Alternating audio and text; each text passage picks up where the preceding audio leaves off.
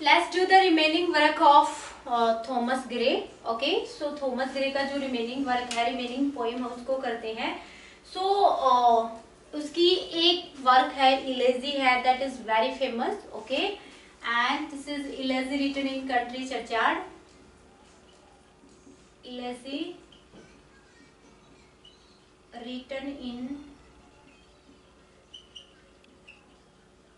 Country churchyard. Okay, ये जो poem है थॉमस ग्रे, इस पोइम के लिए स्पेशली जाने जाते हैं. ठीक है, पब्लिश हुई थी 1751 में. So elegy written in country churchyard एक इलेजी है. इलेजी क्या होती है? When we write a poem on the death of someone या we lament on the death of someone, जब किसी की मृत्यु पे हम थोड़ा शोक व्यतीत करते हैं, लमेंट करते हैं, तो इसको इलेजी बोला जाता है. ओके, और it is written in blank verse. सबसे पहले एग्जाम में पूछा जा चुका है, ब्लैंक वर्स में लिखा गया है इसको, इलेजी को. And it is written on the death of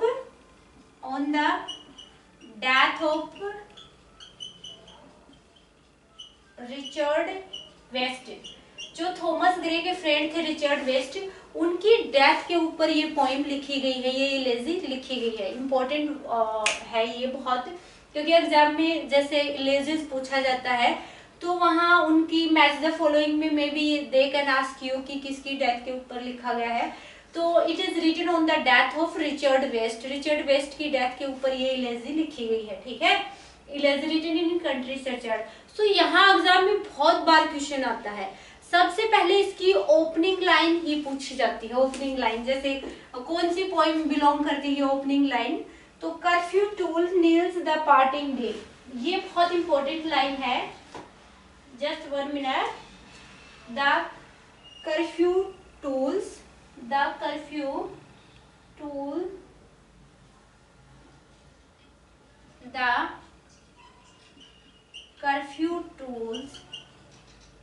Niels the parting day. This is the opening line. Opening line बहुत इंपॉर्टेंट है इस पोइम की. ठीक है, ये ओपनिंग लाइन है इस पोइम की, जो एग्जाम में कई बार पूछी गई है. ठीक है, अब ये पोइम है जो इलेजी है, हियर द स्पीकर है, he is standing in the graveyard. Graveyard में खड़ा है. Graveyard where the people is buried, लोगों को दफनाया जाता है, जिसको हम शमशान घाट बोलते हैं. तो it is the time of the evening where the speaker है, he is standing in the graveyard and he is looking his surrounding and on the grave. जो ग्रेव है जहाँ बहुत सारे लोगों की ऑलरेडी जो पीपल डाइड हो चुके हैं, और उनकी जो ग्रेव है ग्रेवयार्ड में, उनकी तरफ देख रहा है. And he also looking around his surrounding. Okay, और अपने चारों तरफ देख रहा है. सो ओपनिंग लाइन है, the curfew tolls knells the parting day. Means ये जो कर्फ्यू टूल्स है, मतलब चर्च की में जो घंटी बजती है, सुबह भी बजती है, शाम के टाइम में भी, तो it indicate that the day है knells the parting day, that the day है that is came to an end and it is evening. Okay, so जो चर्च में जो घंटी बजती है, that indicate that the day is came to end and it is now evening, और शाम हो चुकी है. ठीक है, तो यहाँ जो पोइम जो स्पीकर है वो बताता है कि ये जो टाइम है वो शाम का है. And he also gives the description of the farmers. They are looking tired after working all the day in their field. Okay, तो दिन में जैसे किसान है वो खेतों में काम कर रहे हैं, and at the time of evening they returning back for their home, वो घर की तरफ जा रहे हैं. And they are looking tired, क्योंकि दिन भर में उन्होंने बहुत सारा काम किया है खेतों में, तो वो किसान है, उनके फेस की से, उनकी बॉडी से वो टायर्डनेस दिखाई दे रही है. And he also look at the जो शिप्स हैं, जो एनिमल्स हैं, they are also returning back to their home after taking the grass all the day. जैसे जो शिप्स हैं वो चरागा जो होते हैं, उनमें चरने के बाद रात के टाइम में उनका जो झुंड है वो घर की तरफ जा रहा है. ठीक है, तो ये सब डिस्क्रिप्शन है, वो स्पीकर है इसमें जो पॉइंट है वो देता है जहां वो ग्रेवयार्ड में खड़ा है. And then he also looks looks on the grave, जो ग्रेव है वहाँ ऑलरेडी जो लोग डाइड हो चुके हैं उनकी ग्रेव बनी हुई है ग्रेवयार्ड में, तो उनकी तरफ देखता है और सोचता है कि how life is very short, life कितनी शॉर्ट है। And all the human beings who achieves all the riches, wealth, money, okay, glory, okay, all of this things है leads but to the grave, मतलब इन सब को एक दिन खत्म हो जाना है, इन सबको इसी ग्रेव में मिल जाना है। तो एक लाइन है the power of glory leads but to the grave. देखो एक लाइन है the path of glory, sorry ये लाइन भी एग्जाम में पूछी गई है, the path of glory leads but to the grave, okay. ये इस पोइम की बहुत ही ज्यादा इंपॉर्टेंट लाइन है जो एग्जाम में पूछी गई है। तो इसका मतलब यही है कि इंसान कितना भी वेल्थ, कितनी भी ग्लोरी, कितनी भी फेमस रेपुटेशन है, वो इस अर्थ पे जो भी अचीव करता है वो सब एक दिन ग्रेव में मिल जानी है, इन सबको एक दिन खत्म हो जाना है। Because humans life is mortal, human is mortal, and one day all the human beings who came on the earth will definitely die one day. So सब कुछ है वो नश्वर है, ठीक है। यहाँ देन द पॉइंट इमेजिन करता है कि जो नेचर है डेथ का, दैट इज इनएविटेबल, उसको रोका नहीं जा सकता, it will definitely came to one day, वो सबको आएगी एक दिन। And then he also thinks about his own death, फिर वो खुद की डेथ के बारे में सोचता है, खुद की लाइफ के बारे में कि how is life is full of sorrow and sufferings, okay. खुद की लाइफ के डेथ के बाद सोचता है कि लाइफ कैसी होती है। तो ये सब डिस्क्रिप्शन इसने elegy written in country churchyard poem में दिया है। तो ये इसमें बहुत सारी ब्यूटीफुल पिक्चर्स भी देता है ग्रीनरी की, वहाँ नेचर से रिलेटेड पिक्चर देता है, जिसमें वो बहुत सारी टेक्निकल डिवाइसेस लाइक सिम्बली और मेटाफोर को यूज करता है, ठीक है। तो ये है इसका मतलब एक्सप्लेनेशन इस पोएम में क्या कह रहा है जो पोइट है वो। Elegy written in country churchyard poem mainly तो मास्टर डिग्री या बैचलर डिग्री के सिलेबस में होती है, जहाँ हम डीप से इनको पढ़ते हैं, ठीक है। हमने भी पढ़ा है, मे भी आपने भी पढ़ा होगा। बट जहां से एग्जाम में क्वेश्चन आते हैं, वो क्वेश्चन कैसे आते हैं नेट में, जैसे तो सबसे पहले इलेजी रिटन में भी मैच द फॉलोइंग में पूछ सकते हैं। सबसे पहले ये इलेजी है, ठीक है, और ये ब्लैंक वर्स में लिखी गई है, ब्लैंक वर्स वाला क्वेश्चन आ चुका है, ठीक है। उसके बाद ये मे भी दे कैन आस्क यू कि ये किसकी डेथ पे लिखी गई है, तो ये रिचर्ड वेस्ट की डेथ पे लिखी गई, एक इंपॉर्टेंट पॉइंट है। और ये दोनों जो स्टेटमेंट है वो एग्जाम में आ चुकी है, पता नहीं कितनी बार, ठीक है, और दो से तीन बार या डिफरेंट एग्जाम में और भी एग्जाम में भी सेट का डिफरेंट सेट मैंने नहीं देखा, बट नेट में तो कई बार पूछा जा चुका है इस लाइन को, तो ये बहुत इंपॉर्टेंट है, ठीक है।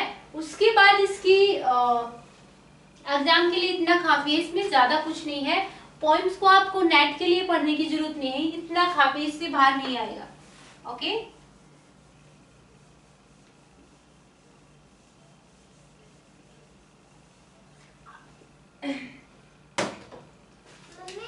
नाउ सेकंड जो है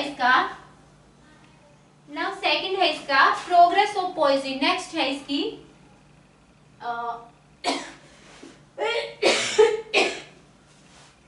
sorry the progress of पोएजी, the progress of पोएजी, progress of पोएजी। ये एक ओड है, कौन सा ओड है, पिंडारी कोड, पिंडारी कोड है ये, okay. And it was published in 1757 में पब्लिश्ड हुआ था ये। सो पिंडारी कोड, सबसे पहले ये देखो कि पिंडारी कोड होता क्या है। एक होरेशियन ओड होता है, एक पिंडारी कोड होता है। सो पिंडारी कोड है, it is given the name after the Greek poet Pindar. हमारे जो ग्रीक के पोइट थे, ग्रीक के फेमस पोइट फिलोसोफर पिंडार हैं, ओके, पिंडार, उनके नाम के साथ ये पिंडारी कोड है, क्योंकि उन्होंने इस पिंडारी कोड की क्या किया था, इन्वेंशन किया था। उनकी राइटिंग स्टाइल है, बाद में जो हमारे ब्रिटिश राइटर पोइट हुए हैं उनको इमिटेट करके ये ओड लिखे हैं, इसीलिए इनको पिंडारी कोड बोला जाता है। ना पिंडारी कोड है, it is a lyric poem होती है, which is written to celebrate और टू प्रेज समथिंग, किसी चीज को प्रेज करने के लिए, किसी इवेंट को सेलिब्रेट करने के लिए लिखा जाता है Pindaric ode. And Pindaric ode है, it is perform on the stage by the group of dancer, ठीक है, with the music. So group of dancer जिसको हम कोरस बोलते हैं, उनके द्वारा ये परफॉर्म किया जाता है स्टेज के ऊपर विद म्यूजिक के साथ। Now it has 3 stage, Pindaric ode में 3 स्टेज होती हैं। सो फर्स्ट स्टेज है that is strophe, that is strophe. Second stage है इसका एंटी स्ट्रोफी, एंटी स्ट्रोफी।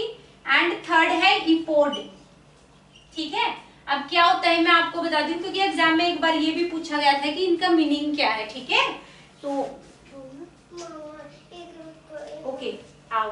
सो स्ट्रोफी क्या होता है, when the group of dancer है they goes you know they across the stage by doing dance, okay, by doing dance. पता नहीं, एक minute बेटा। तो जब ग्रुप ऑफ डांसर है वो डांस करते हुए जब स्टेज पे आगे की तरफ जाते हैं, they move forward, okay, so then it is called स्ट्रोफी।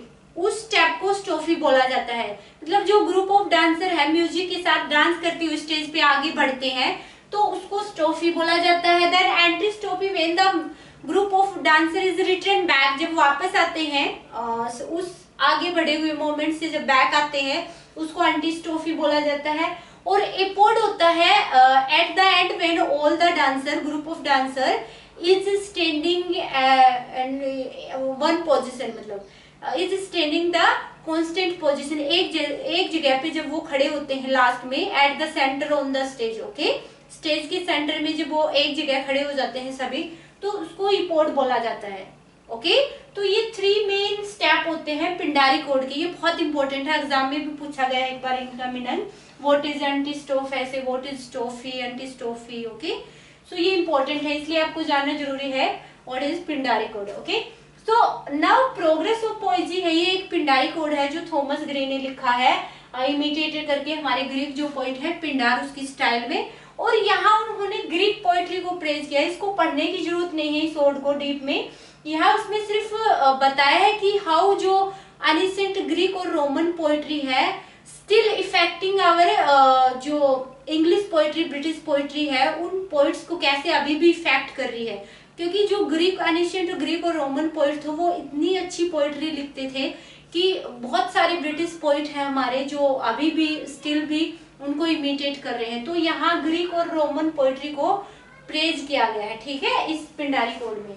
Next हमारा है द बार्ड, ओके। नेक्स्ट जो पिंडारी कोड है दैट इज द बार्ड।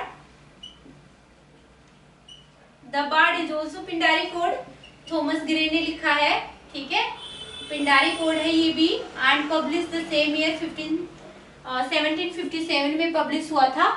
यहाँ इसमें जो थॉमस ग्रे है वो डिस्क्रिप्शन देता है एक बैटल का, वार हुआ था, and it is set during the Edward first. Edward first के टाइम में ये पोइम है वो लिखी गई थी, उसकी सेटिंग वहां की है, Edward first. And there is a war between the English और वेल्स, ठीक है, इंग्लिश और वेल्स के बीच में, इंग्लिश और वेल्स के बीच में जो फाइट हुई थी, वार हुआ था, उसका डिस्क्रिप्शन देता है यहाँ, ठीक है। तो आपको ज्यादा डीप में जाने की जरूरत नहीं, जस्ट रिमेम्बर कि ये एक पिंडारी कोड है, पब्लिकेशन इतना है, और जस्ट ये लिटिल बिट इसका एक्सप्लेन है कि इसमें वॉर का डिस्क्रिप्शन है, ज्यादा कुछ नहीं। एंड लास्ट हमारा है that is the fatal sister, the fatal sister, ठीक है, ये भी एक कोड है भाई, just remember the title only and nothing. और इसी के साथ थॉमस ग्रे हैं, उनका वर्क यहाँ कंप्लीट होता है, इससे ज्यादा आपको थॉमस ग्रे को पढ़ने की जरूरत नहीं है। ऑल आई हैव कवर्ड जो इम्पोर्टेंट था, जो एग्जाम में जहां से एग्जाम में क्वेश्चन आते हैं, इससे ज्यादा कभी क्वेश्चन नहीं पूछा गया और इतना डीप में तो पूछते भी नहीं है, ठीक है।